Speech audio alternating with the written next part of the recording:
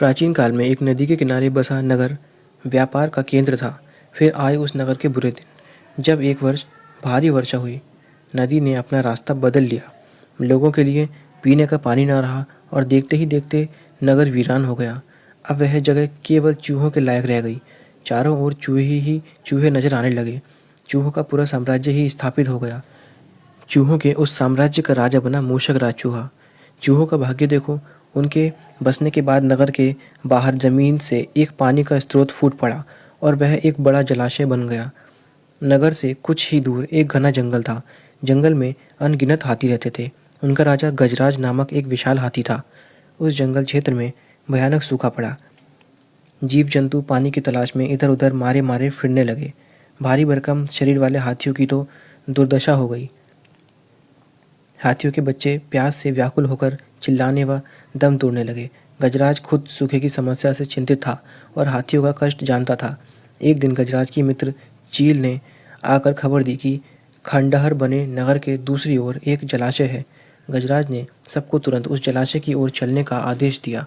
सैकड़ों हाथी प्यास बुझाने दौड़ते हुए चल पड़े। जलाशय तक पहुंचने के लिए उन्हें खंडहर बने नगर के बीच से गुजरना पड़ा। हाथियों के हजारों पैर चूहों को रौंदते हुए निकल गए। हजारों चूहे मारे गए। खंडहर नगर की सड़कें चूहों के खून मांस के कीचड़ से लथपथ हो गईं। मुसीबत यहीं खत्म नहीं हुई। हाथियों का दल फिर उसी रास्ते से लौटा। हाथी रोज उसी मार्ग से पानी पीने जाने लगे। काफ़ी सोचने विचारने के बाद मूषकराज के मंत्रियों ने कहा, महाराज, आपको ही जाकर गजराज से बात करनी चाहिए। वह दयालु हाथी है। मूषकराज हाथियों के वन में गया। एक बड़े पेड़ के नीचे गजराज खड़ा था। मूषकराज उसके सामने के बड़े पत्थर के ऊपर चढ़ा और गजराज को नमस्कार करके बोला। गजराज को मूषकराज का नमस्कार। हे महान हाथी, मैं एक निवेदन करना चाहता हूँ। आवाज़ गजराज के कानों तक नहीं पहुँच रही थी।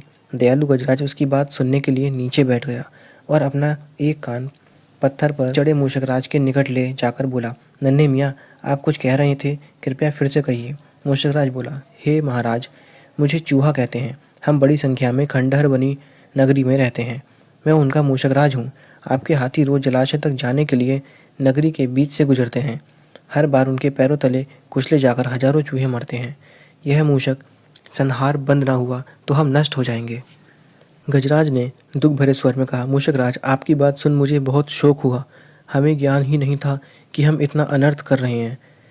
हम नया रास्ता ढूंढ लेंगे।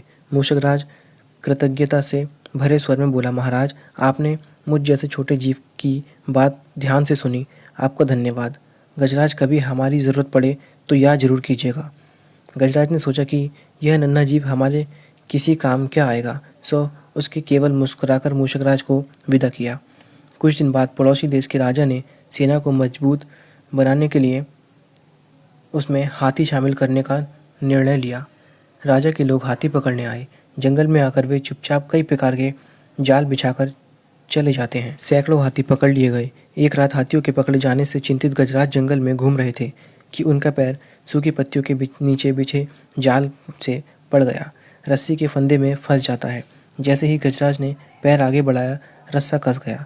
रस्से का दूसरा सिरा एक पेड़ के मोटे तने से मजबूती से बना था। गजराज चिंघाड़ने लगा। उसने अपने सेवकों को पुकारा, लेकिन कोई नहीं आया। कौन फंदे में फंसे हाथी के निकट आएगा? एक युवा जंगली भैंसा गजराज का बहुत आदर करता था।